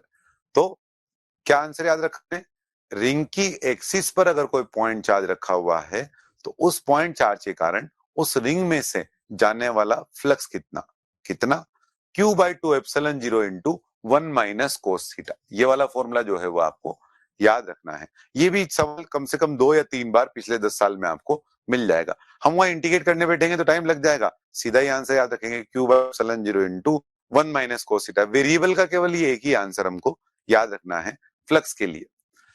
अब गॉस के नियम की बात करें तो गॉस का नियम क्या है, क्लोज सरफेस के लिए है, और क्लोज सरफेस के लिए क्या फॉर्मूला, E डॉट ds बराबर समेशन Q इन अपॉन एप्सिलॉन 0। जब सरफेस क्लोज होगी तभी ऐसा हो पाएगा कि सरफेस के बाहर अगर कोई चार्ज है तो उसके कारण जो भी लाइनें बनेंगी वो लाइनें 2 बार काट रही होंगी, लेकिन सरफेस के अंदर अगर कोई चार्ज है तो कोई चार्ज अंदर है अगर किसी स्थिति में जैसे चार्ज Q1, तो उसकी लाइन एक ही बार काट रही होगी। तो इसका मतलब अगर आपको गॉस का नियम यूज करना है तो क्लोज सरफेस के लिए ही यूज कर रहे होंगे। अच्छा, ये जो इलेक्ट्रिक फील्ड है वो कहाँ का है, तो इस ई का नाम जरूर ध्यान रखना कि electric field is point on GS, gaussian surface का, गाउसियन सरफेस पर किसी पॉइंट का इलेक्ट्रिक फील्ड है। ये अंदर के या बाहर के किसी पॉइंट का नहीं है ना। सबसे जरूरी लाइन है इसकी कि ये ई कहाँ का है, E at a point on GS, gaussian surface पर किसी पॉइंट। इसलिए अगर अपने को इस तरीके से ई की वैल्यू निकालनी है किसी पॉइंट पर तो उस पॉइंट को शामिल करते हुए हाँ गाउसियन सरफेस बनाएंगे। इलेक्ट्रिक फील्ड गाउसियन सरफेस में फ्लक्स तो केवल अंदर वाले चार्ज पर डिपेंड करता है, लेकिन इलेक्ट्रिक फील्ड अंदर और बाहर दो चार्ज पे डिपेंड करता है, ये जरूर ध्यान रखें आप। और इस दौरान हमने क्या है, आउटवर्ड डायरेक्शन को पॉजिटिव लिया है, क्योंकि वाली डायरेक्शन में ही हम एरिया वेक्टर की डायरेक्शन लेते हैं, तो आउटगोइंग फ्लक्स को हम पॉजिटिव लेंगे और इनकमिंग फ्लक्स को हम नेगेटिव लेंगे। एक ये लास्ट प्रॉपर्टी इसमें नीचे ये और है कि कभी अगर फ्लक्स जीरो हो, कभी अगर फ्लक्स जीरो यानी समेशन क्यू इन जीरो हो, तो क्या इसका अर्थ E इक्वल टू जीरो होगा? तो मान लो एक अपन ने लिया क्यूब और इस क्यूब के अंदर अपन ने रख दिया एक डायपोल, तो इस डायपोल के कारण देखो, सबसे पहले तो बताओ डायपोल के लिए समेशन क्यू इन कितना? Zero. Summation Q in zero तो फ्लक्स कितना? जीरो। लेकिन यहां पर इलेक्ट्रिक फील्ड जीरो आएगा क्या? नहीं, 2kp अपॉन आर क्यूब, यहां पर kp अपॉन आर क्यूब। तो क्या जाना अपन ने यहां से कि अगर एक्स वाई जेड का प्रोडक्ट जीरो है, तो इसका मतलब ये नहीं है कि एक्स की वैल्यू जो है वो जीरो है। ऐसे ही समेशन क्यू इन अगर जीरो है, तो ई डीएस कोस थीटा में से जरूरी नहीं है कि ई ही जीरो हो सकता है इंटीग्रल डीएस कोस थीटा जो है वो जीरो बन रहा हो। तो आखिरी प्रॉपर्टी इसमें क्या है कि फाई जीरो होने का मतलब ये नहीं है कि गाउसियन सरफेस के हर पॉइंट पर ई जीरो होगा, लेकिन इसका नेक्स्ट आप देखें कि अगर हर पॉइंट पर ई की वैल्यू जीरो है, तो फिर उस वाली स्थिति में फाई की वैल्यू तो जीरो आएगी। यहां से आप देख सकते हैं कि एक्स वाई जेड का प्रोडक्ट को निकालना है और एक्स की वैल्यू ही दो है और वाई और जेड कुछ फाइनाइट नंबर हैं, तो फिर एक्स वाई जेड का प्रोडक्ट जो है वो तो ऑटोमेटिकली जीरो ही आ रहा होगा। इसके बाद एक सवाल देखते हैं कि मान लो एक क्यूब के कॉर्नर पर एक पॉइंट चार्ज रखा हुआ है, पॉइंट स्फेरिकल चार्ज, और इस तरह से रखा हुआ है कि उस पॉइंट स्फेरिकल चार्ज का जो सेंटर है वो इसका कॉर्नर है। तो बताओ कि इनमें अलग अलग सरफेस से फ्लक्स कितना होगा? तो सबसे पहले तो हमें पता लगाना रहेगा कि इसके अंदर जो चार्ज आ रहा है वो कितना आ रहा है। जैसे मान लो थोड़ा बड़ा बनाओ मैं इस चार्ज को, ये पॉइंट चार्ज है क्यू, तो इसका जो पोर्शन इसके अंदर अंदर आ रहा है वो तो केवल इतना हिस्सा है, तो वो कितना हिस्सा बनेगा? तो उसके लिए अपन क्या करें, उसके लिए अपन ऐसे 8 क्यूब ले लें, 4 क्यूब ये, 4 क्यूब ये वाला चार्ज उन 8 क्यूब का कॉर्नर बन जाएगा। तो के हिस्से में कितना आएगा? Q by 8। तो यानी जो फ्लक्स हो गया टोटल वो तो हो गया क्यू बाई 8 एप्सिलॉन जीरो। मान लो हर सरफेस से भी निकालना अगर आपको, तो बताओ इस वाली सरफेस में से कितना हो जाएगा? जीरो, क्योंकि अभी थोड़ी देर पहले अपन ने देखा था कि स्क्वायर के कॉर्नर पर अगर चार्ज रखा हुआ हो तो उसके कारण जीरो बनना है। तो ये वाली सरफेस, एक ये वाली सरफेस और एक इसके पीछे वाली जो सरफेस है ये वाली, उन तीन के कारण जीरो हो गया। और जो बची हुई तीन सरफेस है, जैसे ये वाली सरफेस, उसके अलावा बाकी बची हुई दो सरफेस, उन तीनों में से बराबर जाएगा, क्योंकि क्यूब सिमेट्रिकल पार्ट है तो बराबर जाएगा, तो बची हुई तीनों सरफेस का इसका वन थर्ड हो जाएगा, यानी क्यू बाई 24 एप्सिलॉन जीरो, तीन में से और तीन में से जीरो जीरो जीरो। इसके बाद फॉर्मूले तीन और देख रहे हैं अपन अगर यहाँ पर, तो एक अगर होलो सिलेंडर की बात करें तो होलो सिलेंडर के कारण फॉर्मूला क्या होगा इलेक्ट्रिक फील्ड का? तो बाहर वाले पॉइंट की बात करें अगर अपन, तो बाहर वाले पॉइंट के लिए आंसर है, आप चाहो तो ऐसे याद रख सकते हो sigma r upon epsilon naught r, और चाहो तो इसको ऐसे लिख सकते हो बाहर वाले पॉइंट के लिए r greater than equal to r वाले पॉइंट के लिए, तो r greater than equal to के लिए क्या बन जाएगा? 2k lambda R. अब ये लेमडा क्या है? ये तो होलो सिलेंडर है, यहाँ तो सिग्मा डिफाइंड है, तो लेमडा की जो वैल्यू है वो कैसे लिखेंगे अपन? लेमडा है 1 मीटर लेंथ का चार्ज, तो इसको लिखा अपन ने कैसे? Sigma into 2 pi are into 1 upon R. तो इससे सोल्व करने पर वो बन जाएगा automatically sigma are by epsilon naught R. Hollow cylinder के बाहर वाले पॉइंट पर क्या answer? 2k lambda by R या sigma are by epsilon naught R. अगर आप 2k लेमडा बाई आर याद रखते हैं तो लेमडा की जो वैल्यू है वो आप कैसे लिखेंगे? Sigma into 2 pi are into 1 से। अच्छा, होलो सिलेंडर के इनसाइड क्या आंसर बनेगा? होलो सिलेंडर के इनसाइड वैल्यू जीरो। तो ये अपन ने होलो सिलेंडर का आंसर देखा। होलो सिलेंडर का ग्राफ भी बना दिया है यहाँ पर नीचे कि पहले तो वैल्यू जो है वो जीरो है, तो पहले शुरू में वैल्यू जो है वो अपन ने जीरो दिखा दी यहाँ पर ऐसे, और फिर बाद में ई इनवर्सली 1 बाई आर से sigma are by epsilon naught r वाले फॉर्मूले से। सॉलिड सिलेंडर के लिए क्या आंसर है? Again 2k lambda by are, बाहर लिखो चाहे अंदर वाली पोजीशन के लिए लिखो 2k लेमडा बाई आर, बस लेमडा लिखना सीखना है अपने को। तो लेमडा कैसे लिखेंगे अपन? तो सॉलिड सिलेंडर के लिए लिखना है अपने को, और सॉलिड सिलेंडर के लिए 1 मीटर लेंथ का चार्ज लिखना है अपने को। तो 1 मीटर लेंथ का चार्ज कितना हो जाएगा इस पोर्शन का? वो हो जाएगा लेमडा रो के टर्म में लिख रहे हैं तो लेमडा की वैल्यू लिख रहे हैं, तो लेमडा कितना बनेगा, rho into pi are square into 1। ये बना अपने पास 1 मीटर लेंथ का चार्ज। तो मैं यहां ये कहना चाहता हूं कि हमें होलो सिलेंडर और सॉलिड सिलेंडर के लिए नया फॉर्मूला याद रखने की जरूरत नहीं है। होलो सिलेंडर के इनसाइड 0, आउटसाइड के लिए 2k लेमडा बाय आर, जहां लेमडा है sigma into 2 pi are into 1। Solid cylinder के आउटसाइड रो के टर्म में लिखोगे तो पहले तो 2k लेमडा बाय आर, अब लेमडा की वैल्यू लिखो, क्या है लेमडा, 1 मीटर लेंथ का charge, that is rho into volume pi are square into 1, तो 2k लेमडा बाय आर। अच्छा, इनसाइड के लिए, क्या इनसाइड के लिए भी 2k lambda by r, yes inside के लिए भी 2k लेमडा बाय आर, लेकिन लेमडा कितने पोर्शन का, जिस पॉइंट पर आंसर निकाल रहे हैं, मान लो कि अपन जो है इस बार ये पूरा सॉलिड सिलेंडर है ऐसे इस तरह से, और हम आंसर जो निकालना चाह रहे हैं इस वाले केस में वो इस वाले पॉइंट पर निकालना चाह रहे हैं, तो सिर्फ यही वाले सिलेंडर आएंगे पिक्चर में, क्योंकि जो बाहर वाले सिलेंडर होंगे उनके लिए तो अंदर इलेक्ट्रिक फील्ड 0 होगा, तो सिर्फ इतने ही पोर्शन का 1 मीटर लेंथ का चार्ज लिखना है। तो इतने पोर्शन का 1 मीटर लेंथ का चार्ज कितना हो जाएगा, वो हो जाएगा रो चार्ज डेंसिटी, चार्ज पर unit volume into volume, that is pi are square into 1। अब देखो बच्चों, आर से आर ऊपर नीचे से कट गया तो ये आ गया आर के प्रोपोर्शनल। तो हमें नया फॉर्मूला नहीं याद रखना पड़ा, 2k लेमडा बाय आर से हमने काम चला लिया इनसाइड और आउटसाइड दोनों के लिए। ग्राफ कैसा बन जाएगा, पहले स्ट्रेट लाइन क्योंकि प्रोपोर्शनल टू आर है इनसाइड के लिए, और फिर इनवर्सली प्रोपोर्शनल टू आर क्योंकि फिर आर के इनवर्सली प्रोपोर्शनल है। इसके बाद इस सबसे इंपॉर्टेंट पार्ट पे आते हैं अपन, that is conductor and its properties. तो ये कुछ प्रॉपर्टीज यहाँ पर लिखी हुई हैं, मैं क्विकली रिवाइज कराता हूं। सबसे पहला क्या, कि resultant electric field inside the conductor is always 0। Conductor के अंदर रिजल्टेंट इलेक्ट्रिक फील्ड जो है वो हमेशा 0 रहेगा। कंडक्टर के अंदर हमेशा रिजल्टेंट इलेक्ट्रिक फील्ड क्यों 0 रहेगा, मान लो किसी कारण से अगर कंडक्टर के अंदर इलेक्ट्रिक फील्ड भी है तो इसमें खूब सारे फ्री इलेक्ट्रॉन हैं जो अपोजिट डायरेक्शन में चल के इसको हमेशा 0 बना देंगे। तो क्या है first property, resultant electric field inside the conductor is always 0। अच्छा, जो हम ये प्रॉपर्टीज पढ़ रहे हैं वो किस कंडीशन के लिए पढ़ रहे हैं, फॉर इलेक्ट्रोस्टैटिक कंडीशन ओनली, यानी जब चार्ज रेस्ट पर आ चुका तब के लिए। तो यहाँ ऊपर कंडीशन भी लिखा हुआ है, फॉर इलेक्ट्रोस्टैटिक कंडीशन, जब चार्ज मोशन में है, चल रहा है, उस दौरान के लिए ये प्रॉपर्टीज नहीं है। जैसे करंट में बैटरी ने जो इलेक्ट्रिक फील्ड दिया उस दौरान चार्ज लगातार चल रहा है, तो वहां के लिए ये प्रॉपर्टी नहीं है। जब चार्ज रेस्ट पर आ चुका तब के बाद ये प्रॉपर्टी बन रही होगी। तो पहली property, resultant electric field inside the conductor is always 0 in electrostatic condition, जो ऊपर कंडीशन लिखी हुई ऑलरेडी। अब इसके बाद conductor is an equipotential body, इसका मतलब क्या है कि कंडक्टर के हर पॉइंट का पोटेंशियल सेम। क्यों हर पॉइंट का पोटेंशियल सेम, क्योंकि resultant electric field inside the conductor is 0। तो अब अंदर अगर आप ए पॉइंट से बी पॉइंट पर जाएंगे तो कोई एडिशनल वर्क डन ही आपको नहीं करना पड़ेगा, तो इन दोनों पॉइंट का जो पोटेंशियल है वो क्या रहेगा, सेम। इसका फायदा कैसे उठाएंगे अपन दूसरी वाली प्रॉपर्टी का, कि कभी ऐसा हो कि हम ए पॉइंट का पोटेंशियल नहीं निकाल पाए लेकिन बी का निकाल पा रहे हो तो बी का निकाल लेंगे। इससे बेस्ड एक सवाल अगर आप देखें आगे, कि जैसे ये कंडक्टर है और इस कंडक्टर के बाहर एक्सिस पर कुछ डिस्टेंस पर यहाँ पर ये एक चार्ज क्यू रखा हुआ है, और ये जो चार्ज क्यू रखा हुआ है उसकी कुछ डिस्टेंसेस वगैरह दे रखी है अपने को।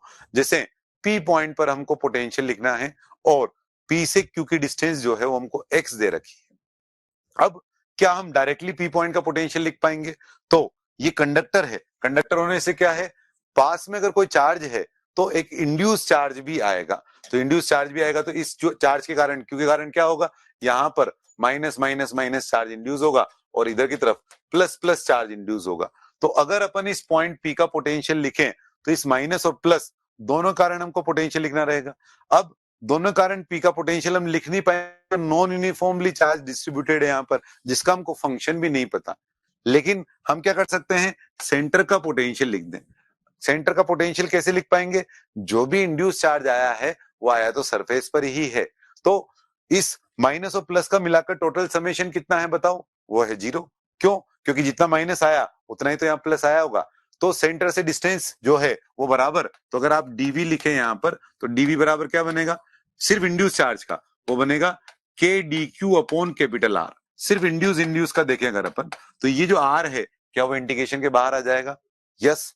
अब वो इंटीग्रेशन के बाहर आ गया तो यहाँ बचा के बाहर आ गया, सारे डीक्यू का समेशन मिलाकर के क्यू इंड्यूस का टोटल मिलाकर के जो समेशन है वो कितना हो गया, वो 0 हो गया। तो हम क्या कर रहे हैं, इस सवाल में हमें पूछा पी का पोटेंशियल, लेकिन हम लिख नहीं पा रहे हैं इंड्यूस चार्ज के कारण। हमने कहा तो हम लिखेंगे कौन से पॉइंट का पोटेंशियल, सेंटर का पोटेंशियल के कारण जो कितना हो गया 0। तो अब सिर्फ किसी कारण लिखना रह गया, इस वाले क्यू के कारण। इस वाले क्यू के लिए कितना पोटेंशियल बनाइए, के क्यू बाई एल। कहां का पोटेंशियल निकाला अपन ने, ये सेंटर का। अब हमें निकालना है पी का, तो जो सेंटर का पोटेंशियल वही पी का पोटेंशियल। क्यों, conductor is an equipotential body, इस कारण से पी का पोटेंशियल भी जो है कितना बन गया, वही के क्यू बाई एल के बराबर। तो के क्यू बाई एल के करस्पॉन्डिंग जो इसमें आंसर है वो कितना हो गया, हो गया सेकंड वाला आंसर। तो ये अपन ने देखी ये वाली प्रॉपर्टी जो सेकंड नंबर पर थी, conductor is an equipotential body. Third property क्या है, charge always reside on the outer surface. तो कंडक्टर को जो भी चार्ज देते हैं कहां पर प्रेजेंट होता है, उसकी सरफेस पर। और अगर मान लो कंडक्टर में केवी बना दी अपन ने, कंडक्टर में केवी बना दी जैसे यहां पर इस तरह से, और अभी अगर अपन इसको कुछ चार्ज दे मान लो, तो जो भी चार्ज हम इसको यहां पर देंगे अब वो कहां पर आएगा, तो इसके लिए अपन यहाँ एक गाउजियन सरफेस बना देंगे। इस गाउजियन सरफेस के अंदर समेशन क्वीन कितना रहेगा, 0। तो अगर हमने यहाँ कोई चार्ज क्यू दिया तो समेशन क्वीन 0 होने के लिए सारा चार्ज क्यू इसकी आउटर सरफेस पर ही आ रहा होगा। मान लो मैं इसी में ना एक चार्ज यहां सेंटर पर रख दूं स्मॉल क्यू, तब क्या होगा, ये जो मैंने गाउजियन सरफेस बनाई ग्रीन से, गाउजियन सरफेस, इसके अंदर समेशन क्वीन अगर 0 होना है तो यहाँ चार्ज आना चाहिए माइनस क्यू, और बाहर चार्ज आएगा कितना, प्लस क्यू। तो इस तरह से अपन इनकी सरफेस पर चार्ज जो है वो पता लगा सकते हैं। इसके बाद इलेक्ट्रिक फील्ड हमेशा कंडक्टर की सरफेस पर परपेंडिकुलर होता है, ये भी अपन ने प्रॉपर्टी में देखा ही था। और एक ये आखिरी फॉर्मूला ये और ध्यान रखना है आपको कि कंडक्टर के एकदम पास वाले पॉइंट पर जो इलेक्ट्रिक फील्ड है उसका फॉर्मूला क्या होगा, उसका फॉर्मूला है सिग्मा बाय एप्सिलॉन 0, जहां सिग्मा का मतलब क्या है, local charge density. Local charge density क्यों, क्योंकि जो सिग्मा है वो आरओसी के इनवर्सली प्रोपोर्शनल होता है रेडियस ऑफ कर्वेचर के। अब अगर ये नॉन यूनिफॉर्म शेप का है तो अलग अलग जगह जो सिग्मा है इसका वो अलग अलग आएगा, और इस कारण से वैल्यू तो सिग्मा बाय एप्सिलॉन 0 है लेकिन सिग्मा की वैल्यू अलग अलग है, तो इसके नियर पॉइंट पर यहाँ पर और यहाँ पर जो इलेक्ट्रिक फील्ड की वैल्यू है वो डिफरेंट आ रही होगी। तो ये है कंडक्टर की कुछ प्रॉपर्टीज। उसके बाद ये और प्रॉपर्टी है नेक्स्ट क्या, कि अगर अपन एक कंडक्टर को ग्राउंड कर दें, ग्राउंड करने का मतलब क्या है, अर्थ से जोड़ दें। तो अर्थ के बारे में आप जानते हो कि अर्थ का टोटल नेट चार्ज नेगेटिव पर बहुत स्मॉल होता है और रेडियस बहुत बड़ी है, इस कारण से कैलकुलेशन पर्पस के लिए हम अर्थ का जो पोटेंशियल है वो 0 ले सकते हैं। जैसे अगर आप अर्थ की बात करें अगर अपन, तो अर्थ का जो क्यू है वो बहुत ही छोटा लेकिन आर जो है वो बहुत ही बड़ा, तो जो अर्थ का पोटेंशियल है उसे कैलकुलेशन के लिए अपन ने 0 ले लिया, लगभग 0। तो अब किसी और कंडक्टर को जब आप अर्थ से जोड़ेंगे तो दोनों में चार्ज का डिस्ट्रीब्यूशन होगा जब तक दोनों का पोटेंशियल सेम ना हो जाए। अब अर्थ को इसका कुछ चार्ज आ भी गया छोटे से स्फीयर का, तो अर्थ को कुछ खास फर्क पड़ेगा नहीं, समुद्र में गिलास पानी डाल दिया तो समुद्र को कुछ फर्क पड़ेगा नहीं, तो इस क्यू में कुछ खास फर्क नहीं पड़ा। पर आर बड़ा है तो अभी भी पोटेंशियल उसका 0 रहा, और चूंकि दोनों का पोटेंशियल सेम होना था इस कारण से उस कंडक्टर का पोटेंशियल भी 0 हो गया। तो क्या प्रॉपर्टी पढ़ी अपन ने, when a conductor is grounded its potential become 0। उसके ठीक नीचे को प्रॉपर्टी है, when an isolated conductor is grounded then its charge become 0। Isolated conductor होगा तो क्या होगा, आइसोलेटेड कंडक्टर होने की स्थिति में जब आइसोलेटेड यानी अकेला, अकेला तो सिर्फ ये वाला फॉर्मूला रह गया। अब के और आर तो 0 नहीं है तो 0 होने के लिए क्या बचा, क्यू, तो उसका चार्ज 0 हो जाएगा। लेकिन अगर वो आइसोलेटेड नहीं है तो आइसोलेटेड नहीं होने की स्थिति में क्या होगा, आइसोलेटेड नहीं यानी पास में अगर कोई दूसरा चार्ज है तो फिर उस वाली स्थिति में उसका चार्ज जीना जरूरी नहीं है। कि ये एक स्फीयर है, अब हमने क्या किया, इसके पास में एक चार्ज लेकर के आ गए यहां पर एक पॉइंट चार्ज क्यू। अब ये है एक न्यूट्रल कंडक्टिंग स्फीयर, न्यूट्रल है और कंडक्टिंग है। अब हम जब इसके पास में एक चार्ज लेकर के आए तो इसके इंडक्शन से या minus minus plus plus charge आ जाएगा, लेकिन रहेगा तो ये अभी भी न्यूट्रल ही। फिर हमने क्या किया, फिर हमने इसको अर्थ कर दिया, ग्राउंड कर दिया। अब अगर अपन ने इसको ग्राउंड कर दिया तब इसका पोटेंशियल कितना होना, 0। अब बताओ इस पर क्या कोई नेट चार्ज होगा Q1, और अगर होगा तो उसका साइन क्या होगा। तो पहले तो हम साइन बता सकते हैं, कैसे, सबसे पहले तो हम इसी कौन से पॉइंट का पोटेंशियल निकालेंगे, सेंटर का। क्यों, क्योंकि इंड्यूस चार्ज के कारण जो हम लिख पाएंगे वो सेंटर का ही लिख पाएंगे। तो देखो बच्चों कि इस स्फीयर का टोटल पोटेंशियल कितना, 0। अब कहां का लिखा अपन इस स्फीयर के, सेंटर का। तो सेंटर का टोटल पोटेंशियल अगर हमें 0 लिखना है तो इस Q से ये डिस्टेंस अगर r है तो इस q के कारण पोटेंशियल कितना आएगा, KQ/r। साइन कैसा आया, पॉजिटिव। अब टोटल होना है अगर जीरो तो इस Q1 के कारण आना चाहिए नेगेटिव, तभी तो टोटल जीरो बनेगा। तो यहां से वैल्यू लिख दी अपन ने KQ/r, तो उस Q के कारण, और मान लो इसकी खुद की रेडियस जो है वो कैपिटल R है, तो KQ1/R इस स्फीयर खुद के कारण। इंड्यूसर कितना बना, जीरो, क्योंकि हमने जान करके सेंटर का लिखा है और इसको जीरो के बराबर कर दिया, तो इससे हमें Q1 की वैल्यू पता लग गई और साइन भी पता लग गया कि माइनस में आया चार्ज। अच्छा, ये चार्ज आया कहां से, ये हमने अर्थ से जोड़ा इसलिए अर्थ से आया। तो देखो आप कि इस पर चार्ज जो है वो जीरो नहीं आया है, ये ग्राउंडेड है लेकिन आइसोलेटेड नहीं है, इसका पड़ोसी है, इस पड़ोसी के कारण इस पर चार्ज आया नेट। कैसा आया, वो अगर खुद पॉजिटिव है तो इस पर नेगेटिव आया, वो नेगेटिव होता तो इस पर पॉजिटिव आता, तभी तो दो जनों का मिलकर एक का पोटेंशियल पॉजिटिव तो दूसरे का नेगेटिव, तब जाकर टोटल मिला करके जीरो बनता। तो आइसोलेटेड है तब चार्ज जीरो है, अगर आइसोलेटेड नहीं है when a conductor is grounded, सिर्फ इतना लिखा हुआ है तो इसका अर्थ ये है कि उसका सिर्फ हम ये लिखेंगे कि पोटेंशियल जीरो है, चार्ज जीरो नहीं है। इसके बाद जब दो कंडक्टर को कनेक्ट करते हैं तो दोनों में चार्ज का डिस्ट्रीब्यूशन तब तक होता है जब तक दोनों का पोटेंशियल सेम ना हो जाए। और मान लो दो स्फीयर एक दूसरे से बहुत दूर हैं, उनको कनेक्ट कर दिया अपन ने, तो उनका जो चार्ज है वो रेडियस के रेशियो में बढ़ जाएगा। यानी मान लो कि जैसे दो स्फीयर है अपने पास और इन दो स्फीयर को अपन ने बहुत दूर रखा, बहुत दूर क्यों रखा एक दूसरे से, ताकि इंडक्शन के कारण चार्ज नॉन यूनिफॉर्मली डिस्ट्रीब्यूटेड ना हो। तो एक दूसरे से बहुत दूर रखा तो इसकी रेडियस अगर R1 है और इसकी रेडियस R2 है तो पहले जो भी चार्ज रहा हो, लेकिन बाद में जो चार्ज है वो इसकी रेडियस के रेशियो में डिस्ट्रीब्यूट हो जाएगा। Next, electrostatic pressure. Electrostatic pressure वाला जो फॉर्मूला है वो अपने कोर्स में तो नहीं है, लेकिन अगेन इसका एक बार सवाल आया हुआ है इसलिए हमें ध्यान रखना रहेगा। इसका फॉर्मूला क्या है, electrostatic pressure sigma square by 2 epsilon 0। इसको अपन कैसे लिख सकते हैं, dF/ds, dF/ds equal to sigma square by 2 epsilon 0। वो सवाल की बात करें अगर अपन कि कौन सा सवाल आया हुआ था इसमें, तो क्या था कि एक होलो स्फीयर था, होलो स्फीयर कंडक्टिंग दे दिया, और उस होलो स्फीयर में अपन ने क्या किया कि ये है होलो स्फीयर और इस पर कुछ चार्ज डेंसिटी दे दी जैसे सिग्मा और रेडियस है इसकी R। अब हमसे पूछा कि एक हाफ ने दूसरे हाफ पर कितना फोर्स लगाया, तो एक हाफ ने दूसरे हाफ पर कितना फोर्स लगाया, तो अगर अपने को इलेक्ट्रोस्टैटिक प्रेशर का फॉर्मूला पता है तो इससे अपन आसानी से आंसर निकाल सकते हैं।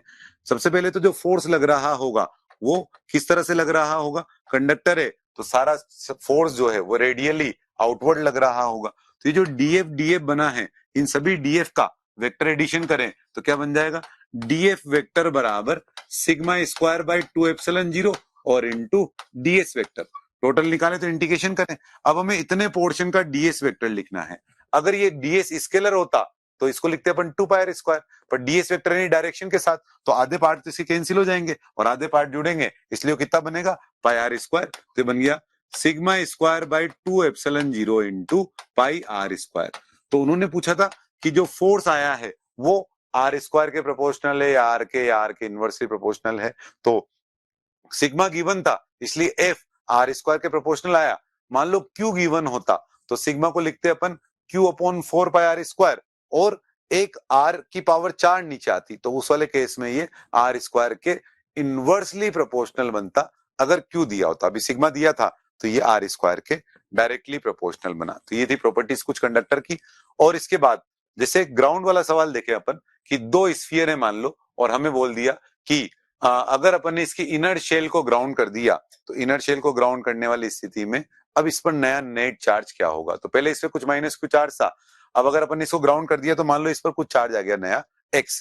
अब हम क्या करेंगे, इसका पोटेंशियल जीरो के बराबर कर देंगे।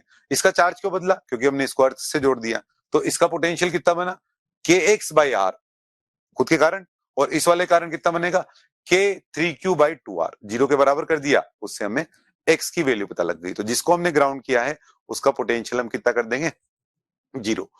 अब इनफाइनाइट लॉन्ग कंडक्टिंग शीट के फॉर्मूले की बात करें अगर अपन, तो अपन ऑलरेडी जानते हैं नॉन कंडक्टिंग कारण था सिग्मा बाय 2 एप्सिलॉन 0, कंडक्टिंग कारण कितना, सिग्मा बाय एप्सिलॉन 0। सिग्मा के टर्म में अलग अलग है लेकिन क्यू के टर्म में दोनों का फॉर्मूला सेम है, क्या, Q/2a एप्सिलॉन 0। तो मान लो दो कंडक्टिंग शीट हमको दे रखी है, इस पर चार्ज कुछ Q है और इस वाले पर चार्ज जो है वो है 2Q। अब अगर हमें हर एक सरफेस पर चार्ज पता लगाना है तो कैसे पता लगाएंगे? मान लो ये चार्ज है x, तो इधर कितना बनेगा? q माइनस एक्स, सामने कितना आएगा? Minus x. ये अपन प्रूव करते हैं गाउजियन सरफेस से कि इनफाइनाइट लॉन्ग कंडक्टिंग शीट में आमने सामने वाला जो चार्ज है वो इक्वल एंड अपोजिट आएगा। और यहाँ क्या लिख देंगे? 2q plus x. अब क्या करेंगे? यहाँ कोई एक पॉइंट लिया, वहां पर इलेक्ट्रिक फील्ड की वैल्यू 0 करेंगे तो ये x और माइनस एक्स तो कैंसिल हो जाएगा, और इसी कारण बना q minus x upon 2 epsilon 0, और इसी कारण बना 2q plus x upon 2 epsilon 0। 2 epsilon 0 तो कैंसिल हो गया दोनों तरफ से, ये इधर आ गया 2x बराबर माइनस क्यू, तो x की वैल्यू कितनी आ गई अपने पास? Minus Q by 2। तो यहाँ डाल दिया अपन ने माइनस क्यू बाई 2। इस तरह से हर एक सरफेस का चार्ज हमको पता लग गया।